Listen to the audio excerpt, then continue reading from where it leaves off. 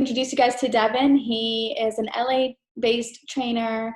He is certified. He helps people virtually all over the world, and he does free consultations as well. So if you guys just have some questions for him one-on-one and want some personal attention, feel free to head over to workerfit.com and schedule your 30-minute consultation.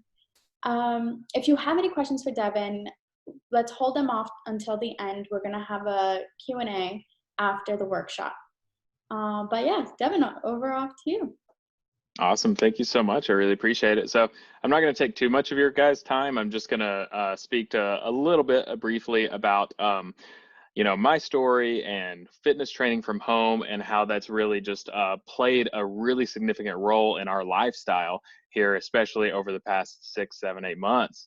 And so I think it's so important that we all know and understand how we can do that from home. We don't need a gym. We don't need anything fancy. And all we need is really our body weight.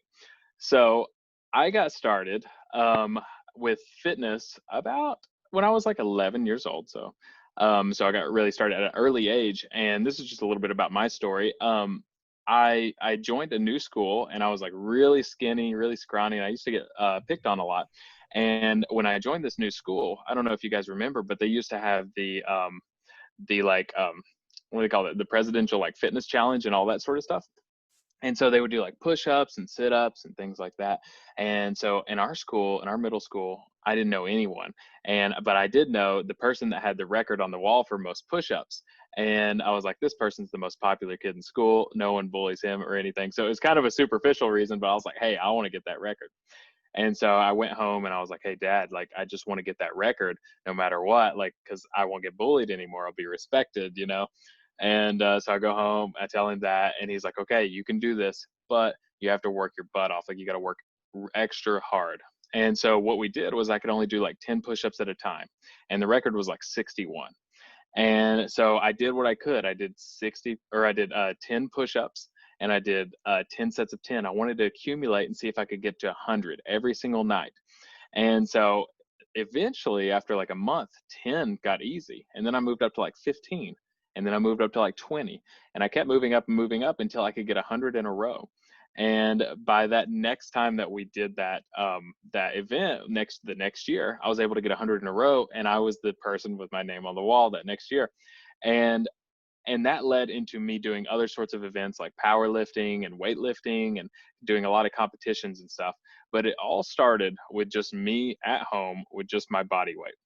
And I think that's so significant because when COVID hit, when it started last year, all of our gyms closed. We weren't able to do anything like that. And I didn't have any equipment at my house at the time. And so it was going back to those roots. It's well, I started without any equipment, and maybe it's possible to stay in shape without any equipment. And so I've been a personal trainer for about 10 years or so now. I've had the pleasure of going and getting my master's degree at an Olympic training site where I got to work with Olympic hopeful athletes and college athletes. And then I moved from there to Los Angeles, where I worked with a lot of people in the entertainment industry. And so I've been working with people at Sony Pictures and Equinox and just a lot of different things. And it's been really wonderful. So it's been cool to have that diversity of clientele. But I think my favorite of all population is literally just the general population, people that are looking just to lose a couple extra pounds or get toned or gain some muscle or something like that. It's very simple. But I find that oftentimes we think we have to be really, really fancy with our stuff. And in general, you really don't. It takes just very basic consistency whenever you're working out. And so that's kind of what I wanted to talk about today. I wanted to do kind of just a really brief introduction to resistance training and to cardio training, just to kind of say why do we do this stuff? What's the importance of this? And then I want to give a couple of nutritional recommendations too. And then I want to give my actual recommendations for if you guys were to actually structure your own routine, what would that look like? Especially if you're working from home, you don't have a gym, how does that work? Because that's what I do now. I do all virtual training with my clients, and none of them have a gym. We all work from home, and it's working phenomenally. So that's what I want to teach you guys a little bit today. So I just want to do a little intro into resistance training. So the first things first is like, what is resistance training? So some of you guys may know like exactly what it is, but some people might just like have this general idea in their head. But basically, resistance training is like whenever your muscles are working their strength and their endurance, and it's against a certain force. Now that force can be like body weight, it can be free weights, or it could be machines, it could be resistance bands. It's basically anything that you're picking up or pulling or pushing. So why do I say that? Like, what is the benefits? Like, we get it, you want to do something with your body, you want to move your muscles and stuff, but why? And so there's a couple of amazing benefits that resistance training has. So number one, we all know this, it strengthens your muscles. Like, who doesn't want to have strong muscles? Like, you may not want them to be bulky, and that's totally fine, but maybe you want to have strong muscles. Maybe you want to be able to pick up boxes, or like, or like a lot of my older clients too. This is something that's very valuable too. If you want to do it, or you want to teach like your grandparents or older people in your life and stuff too, it's extremely valuable for your bones. So a lot of people know that it strengthens your muscles, but it also strengthens your bones. So that way, if you're older and you have falls, or something like that happens, you're less likely to break bones, and you're also less likely to fall in the first place. So it's funny because I have some clients that are in their 60s, even some in their 70s, and we have them like doing squats and like lifting weights and stuff, or whatever they have at their house. And it's funny to see like old ladies doing that, and they're killing it, and they're in great shape. And it's awesome just to see how their movement changes. So they go from like kind of like hunching over and walking very slow to like standing upright and having great posture and walking very fast. So that's what I love doing. I love like helping people to change their lives like that. So on top of strengthening muscles and bones, resistance training helps increase your energy levels, and it helps with skin too. A lot of people don't know that it actually makes your skin more vibrant and helps with that because it releases natural antioxidants. But on top of that, one of my favorite things, another side benefit, is that it's really good for your brain health. So I'm a really big proponent of like meditation and mindfulness training. I have my Headspace app. I try to use it every day, and it's great. I think it's just so important to be in the moment. So resistance training can actually help you with that as well. So when you're lifting a weight, let's say you're doing like a bicep curl or something, to really get the full benefit, your mind has to be in your muscle. You have to be thinking about your muscle. So you're literally meditating on your muscle. And so what research shows us is that over time, you do that meditation, is that not only do you get better blood flow to your brain, but it helps you become more mindful when you're not lifting. So it's almost essentially like just sitting down and meditating, but you're actually getting movement in as well. On top of that, it helps with like sleep quality, helps with relaxation and that sort of stuff. So that's a quick analysis of like the benefits. There's so many more, but I want to go into like, how do you do this? How do you resistance train? So obviously, if you have a gym and stuff, you can do free weights or you can do machines. But let's assume you're working out from home. How do you do it from home? Well, the best things to do are body weight exercises. So I recommend things, and I'm sure you guys have seen this too, like squats, push-ups, sit-ups. Those are going to be your number one things because it works your full body out. So, your push-ups are working your arms, working your chest, your sit-ups are working your core, your squats are working your core and your legs, those sorts of things. So figure out a way to do movements that can be difficult over time.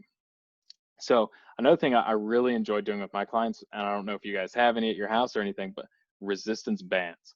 Resistance bands are like killer. And I never really used them that much until I started doing home training.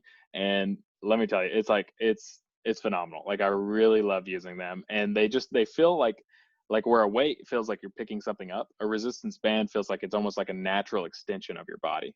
So I really, really enjoy using resistance band, and I totally recommend getting some if you've never tried them before. So, and I'll go into cardio training now, but I'll give kind of my recommendations on how to kind of structure everything at the very end. So, kind of an intro to cardio training. So this is like this is a whole nother section. You have a resistance training, you have a lot of other sorts of training, but then you have cardio training. A lot of people call it more scientifically aerobic training. And that's kind of like physical training, not necessarily for your muscles, but for your circulatory system, for your heart, for your lungs, for your arteries. And this is so vital for us because number one, it's important for your just your overall health. So it decreases the risk of heart disease and lowers blood pressure. And if you have diabetes or anything like that, it's really helpful for regulating blood sugar. So on top of that, and most importantly for what we're talking about today, is like it helps with weight loss, right? So it burns calories. Now, a lot of people think that when you do your cardio training, that you have to be like super fancy and you have to be doing plyometrics or like HIIT training or sprints or something like that. Totally not the case. Now, that is a way to do it. And if that's your thing, go for it. It's not my thing. My thing is I love jump rope. Like I really like jump rope and I like walking. And a lot of people are like, walking, that's not cardio. That's just moving from point A to point B. Well, it actually is cardio, especially if you do it on a slight incline or if you're going at a steady pace. So I encourage you, if you can, try to get a little bit of walking in every day, and I'll give my recommendations on that just a little bit later. But swimming is another great option. If you guys have pools around you, that's another great option. So basically, whenever you're tracking your cardio, so like with your resistance training, it's like how many push-ups can you do, how much weight can you lift, how many sit-ups or crunches or squats can you do. The way you track cardio training is a little bit different. You go by distance, you go by time, you go by heart rate, or you go by calories burned. So if you can keep track of one or two or all of those things, that's going to be so beneficial. So like for example, like let's say you're training to run a marathon or something. Maybe you can only start with half a mile. That's totally fine.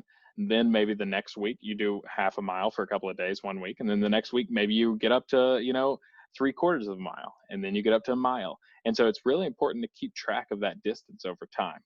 So that is it for like cardio training. That's the very basics. And like I said, if you want to learn more about this, I would love to go way more in depth. But so basically my recommendations for you, like let's say you're starting from scratch, you've never had a workout program before, or you're just not really sure how to get started with home training. My recommendation is to implement the two things, resistance training and cardio training. So what does that look like? So first, you have to have a goal. You have to have a long-term goal and you have to have a short-term goal. So let's say maybe you want to lose like 20 pounds by the end of the year. So yeah, so you've got a few months left. That's good. So that's kind of more of a long-term goal. But when you're thinking in terms of long-term goals, it can almost get lost in the distance. And so what we want to do is create short-term goals that build up to that long-term goal. So let's say to get there, I want to lose maybe a pound a week, right? So that way, when you get on the scale at the end of the week or whatever, and you've lost a pound, instead of saying, crap, it wasn't 20 pounds, you're like, oh, yes, I'm right on track. Like I'm losing a pound and then another pound and then another pound, and it adds up. I think we live in kind of like the quote unquote microwave society where we want to lose 20 pounds like right now. And while it could be possible to lose 20 pounds in like a few weeks, it would not be healthy. And so my job is all about helping people lose that sort of weight in a very healthy manner and to make them even healthier than when they started. And so we want to go slow. We want to do a pound or 2 pounds a week. So if weight loss is your thing, or if muscle gain is your thing, it's like, let's gain a pound or 2 pounds a week instead of losing it. So it just depends on your goals. You got to have that short term, you got to have that long term goal. The next thing that's extremely important is having accountability. So that can come in the form of a workout partner. It can come in the form of a community that you're around, just like our community that we're here today. It can come in the form of a trainer in your life. It can come in the form of a spouse. Whatever it is, it's really important that you have accountability somewhere in your life. The reason is because everybody has down days. Everybody has down weeks. And that's okay. I'm a personal trainer and I need accountability in my life. My girlfriend is also a personal trainer. And so we help each other back and forth every single day. Like, hey, did you do your workouts? Did you track your stuff? Awesome. Good. And a workout or an accountability partner is like so vital for pretty much everything in life. I feel like anything where you're really pushing yourself and trying to get to the next level. But yeah, it's really important here. So that's the second thing. So goals, accountability partner. And then after that, the most important thing is to structure a program, like have a program for yourself. So you have your goals. How are you going to reach those? And that's what I want to talk about next is like, of course you can have your goals, but how the heck do you even get to those? How the heck do you even lose weight? Well, that's where a program comes in. You have to be able to structure a program where it's like, okay, I'll do resistance training this many times, or I'll do cardio training this many times. I'll do it for this long. And so here's my quick and simple recommendations for structuring those sorts of things. So with resistance training, I'm going to recommend that you have about 2 to 5 times per week. And that can be just 20 to 45 minutes. It doesn't have to be anything crazy. My clients and I do an hour. So 2 to 5 times per week. With cardio training, I recommend just a little bit more. We're going to go about 4 to 6 times per week. And that can be at about 30 minutes to 45 minutes. Depends on where you're starting. Even if you're starting, like you're starting for the very first time ever, and all you have is like, you've never started before, and all you do is like cardio training 1 time a day for 10 minutes, that's totally fine as long as you're moving. The point of all of this is to get your body moving. So another thing is just create that habit. So a lot of my clients, they come in and they're like 50 or 60 years old, and they've created this habit of a sedentary life their whole life, and so this is so brand new and they're so not used to it. And so what I say is, like, instead of just jumping headfirst into this, instead of doing like 10 times a week and getting all crazy and all this stuff, start where you are. Do 10 minutes of walking a day. Do it 5 times a week. Anybody can do that. Or if you can't, if you're not physically able to walk, there's other things you can do too. You can swim, or you can do like resistance bands for your arms or something like that. There's a lot of different things that you can find to do, but the point is just to be moving and starting somewhere and creating a habit. So the next thing is I recommend that you measure yourself, like either, whether it's through like a scale, or it's through like around like a circumference around your arm with a tape measure, and your thigh and your waist. The important thing about measuring yourself is so that you can get an objective view of where you're at. So a lot of people like to go based on how they look in the mirror, and that's totally fine too. That works. But I think that when you get more of an objective like scale and everything, then you know exactly where you're at. So you know that if you lost 5 pounds or if you didn't lose any pounds, and the important thing is to just be consistent with your measurements. Do it first thing in the morning, maybe once or twice a week. Don't go crazy with it. So, and then last thing I want to talk about is just very briefly, I want to cover nutrition. And what are the most important things with nutrition when you're trying to live a healthy lifestyle, or you're trying to lose weight? The most important thing is calorie balance. And so that can come very easily when you're eating quality food. So you can have fresh foods, veggies, fruits. I recommend having some lean protein in all of your meals, because protein is extremely valuable for helping you maintain your tone, your muscles, and your immune system. So that's the most important thing. So if you want to lose weight, it's just calories in versus calories out. And obviously, if you can work out, and let's say you're doing a good program now, you're doing resistance training, you're doing cardio training, you're able to actually eat more calories than you would be otherwise. So that's one reason why I work out. I like to eat more, so I do resistance training. So maybe that's what you like too. So those are just a brief bit about me and about how I find it, like, you're capable to lose weight or work out from home. There's a lot of stuff I didn't cover, but we can cover a lot more. We're going to go into like a Q&A session now. So if you guys have questions or whatever, feel free to ask, and I'm going to leave the floor open to you guys now. So. Okay, I have a question. Because when I used to work out, I feel like I've been kind of lazy through quarantine. One of the reasons I was able to like actually do things is because I'd like sign up for classes, and then I wouldn't want to lose the money. So it was like the incentive there. What tips do you have on, like, now that I'm at home and like, it's easier to convince myself that I don't need to do the workout today to like actually make it happen? Yeah. So for me, I actually have to like structure it into my day sometimes. So like if I have like a really busy day, but I know I'm supposed to work out that day, then I have to look at my day. Is it better to get up early and do it before everything? Is it better to go after everything, or on lunch, or whatever? Even if it's like I said, it could be like 10, 20 minutes.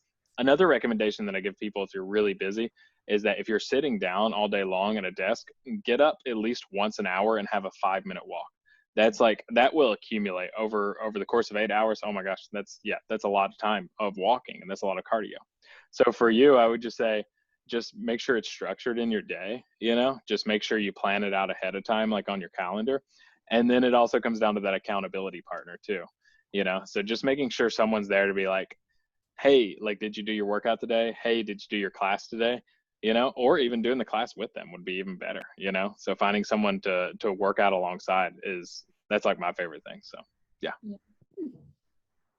Mhm. I can ask a question. Okay, cool. So the biggest thing is with, I think, most women is we don't want to get bulky, but we want to tone our arms. So what's the best, I guess, recommendation? Is it more reps? Is it more weight? Or what would you recommend? Yeah. So that's a common thing that a lot of people come to me about. And most of my clients are women too. And they're just afraid that they're going to get like super big arms and all this stuff. But you're right. It's so important to really tone the arm, especially like this part down here, right? So I think the most important thing is knowing what exercises to do to target those, right? So you've got to know the differences in your arm. You got to know that this side's the bicep, and you're gonna work it by curling up. You got to know that this side's the tricep, and you work it by extending your arm. So when you know those exact parts like that, then you're able to find movements that work those, right? And so on top of that, if you're working out from home, or even if you're at a gym, I recommend doing kind of in about a 10 to 20 rep range. That's going to be good for you. Heavy weights actually won't make you as bulky as you think. It's really your diet that does that. So if you're lifting heavy and you're eating heavy too, then you're going to gain bulk in your arms, even if you're eating like super healthy. But if you're eating a lot, that's where you gain the bulk.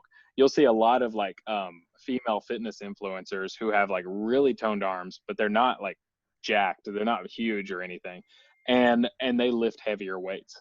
So it's actually not a bad thing to lift that heavy of weights. I wouldn't go like 5 reps and like really struggling pushing it out, but I would do 15, 20 reps, something like that, and just really hit those muscle groups, like I said. So do your curls, do your triceps. Push-ups are really good for the arms too. So I have a lot of resistance band exercises that really hit that part of your arm as well. So yeah. Thank you. Yeah, absolutely. I have a question on diet. So say like if you exercise a little bit and that you're not a gym buff or anything, but how much does it matter if you have like red meats versus chicken and turkey? Because I try to prioritize like ground turkey and chicken to try to stay away from getting belly weight. But does it matter that much? Yeah, that's a great question. That's a really great question. So 2 things. One, the red meat versus white meat versus like whatever you're eating, that's really the quality of your food. So when you're having a better quality of food, you're going to have a healthier body and a healthier mind in general. So that's why a lot of people say look at the quality of your food, is because it's more of a health kind of reason. Now, if we're talking fitness, if we're talking like not to gain, health and fitness are 2 kind of different things that overlap. So health could be like your brain health, your heart health, that sort of stuff. Fitness is more like how, like how long can you go, how strong are you, that sort of stuff. And so when we're talking about your body fat percentage and what you're having, it is okay to have those sorts of things, because what's the most important thing is, like what I mentioned earlier, is your calorie balance. But if I don't just recommend just being fit, I recommend being healthy as well. So like you said, it's okay to have ground beef and to have red meats every now and then, but I definitely recommend staying more towards the leaner meats and and shakes and stuff like that. So Oh, awesome. Thanks. yeah, absolutely. So I have a question about like balancing carbs and sugar in a diet. So, everybody always says like eliminate sugar and white bread and all of that. So do you think that it's good to eliminate it altogether for the rest of our lives? I just don't know if that's like sustainable, but like how would you recommend implementing those into the diet? Yeah, I think that's great. So a lot of people have this notion of there's good food and there's bad food. Really, it's just food. right? So it's quality food versus less quality food. So when it comes to sugars, a lot of people, or carbs in general, a lot of people are like, I'm just going to cut carbs out completely from my diet. And yes, you'll probably lose weight if you do that, but you're also going to have a lack of energy. And if you're working out a lot, it's going to really affect your workouts over time. It can be good for a short amount of time, but instead of cutting everything out completely, and that's another thing with our society, we have like an all or nothing type of like mindset. It's actually okay to have sugars. It's actually okay to have certain carbs. But the important thing is, let's time it right, right? So if you're working out hard, the best time to have sugars is right after your workout, right after. And that's because when you're working out hard, your body is actually tearing down muscles. And that's where your sugars are stored. They're stored in your muscles. So to build that back up, then you have to have sugars right after, because that's your body. As soon as you get done working out, your body is like reprocessing and taking the sugars into the muscles. And then on top of that, your sugars are your number one brain fuel, like your number one source of energy for your brain. So if you take out sugars, that's why people get sleepy, they get drowsy, they get irritable and stuff whenever you take out carbs. It's not because they just love like carbs so much, even though all of us do. It's really because it actually literally physically affects our minds. And so it's really important to maintain a healthy source of carbs in your diet. So yeah, and like I said, I recommend it, if you're gonna have sugars, have them right after your workout. And if you're gonna have a lot of carbs, or if you're thinking about when should I have my carbs, and remember, carbs come in the form of like breads, wheats, pasta, oats, a lot of different things. So if you're gonna have those, I recommend having them early in the day though. I wouldn't have them at nighttime, and it's not because it's bad for you or that it would make you fat or anything like that. It's because it will affect your sleeping. Because like I said, if you have carbs at nighttime, like right before bed or at like 7 or 8 o'clock, number one, that's just unnecessary calories. Like you don't need that energy at nighttime. You don't need that. And the only exception would be if you could only work out at nighttime, and then I would recommend just cutting out the carbs at the beginning of the day. So in that case, I just recommend cutting them out, because that energy source that you're fueling your brain with at nighttime is going to affect your sleep throughout the night. So I recommend cutting out carbs towards the end of the day for most everybody. Wow, that's like mind blowing. I did not know that. Thank you. Yeah, absolutely. Absolutely. Does anybody Anyone else else got any questions? Yeah, I have a question. This is Alejandra. So if you were to cut out carbs, like at nighttime, what should you be eating? Like protein, but that also seems like protein to me, I think like that's your fuel, So it's like if you're going to bed in a couple hours, like should I just be eating greens? Like what should I be eating at dinner time? Yeah, that is a perfect question. So it also depends on like what time you go to bed and what time you're eating dinner. So some people have early dinners at like 4 or 5. In that case, I'd say you're pretty fine and stuff. What I'm more referring to is the late night snacks, like 7, 8, 9, 10 p.m. or whatever, when people just go in and have like chips or have like just whatever to kind of satisfy that little extra hunger, which I could talk about too if you guys wanted me to. But it's more about that. I will say that with a lot of my clients, I recommend that they do have a snack at nighttime, especially if they struggle with cravings. But usually it comes in the form of a protein shake or almond butter, or some sorts of healthy fats. It can come in the form of nuts as well. So that's why that's a good way to maintain the calories that you need in a healthy way without having carbs. Does that make sense? Yeah, that actually helps a lot, because I normally will have dinner and then about like an hour and a half later, I'm like, ooh, I'd like something like sweet or, some kind of snack. Yeah, perfect. So like I might stick to the protein shake moving forward. Yeah, I think that's great. And when you do it at nighttime, as long as you don't have any allergies, probably your best bet for a protein shake is something called a casein protein shake, or just any sort of slow digesting protein shake. It's a little different than the kind that you have right after your workout. The kind that you have after your workout digests really quickly, and it gets in the muscles just like the sugars, and it really helps you like just repair your body. The kind at nighttime you want is slow digesting, so it digests slowly throughout the night. And what that does is it helps you maintain your tone, your strength, and your body. Like over time, like when you're fasting for a long period of time, it starts taking the nutrients from your muscles and from your fat as well, which is good, but also from other areas you don't want it to take it from.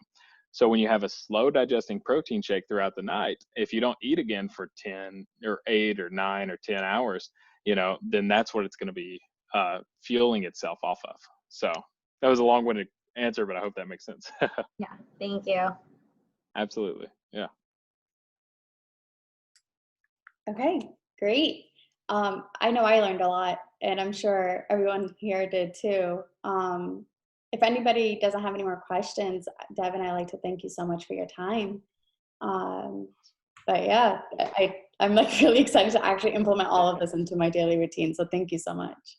Awesome. Yeah. Thank you guys so much for listening. And like she said at the very beginning, like if you guys have any questions at all, feel free to reach out. I would be very happy to help you guys out for sure. Yeah. Thank you. I think Thank that's you. much needed for this after, I mean, I can't speak for everyone, but a few lazy months here stuck at Yeah, home. for sure.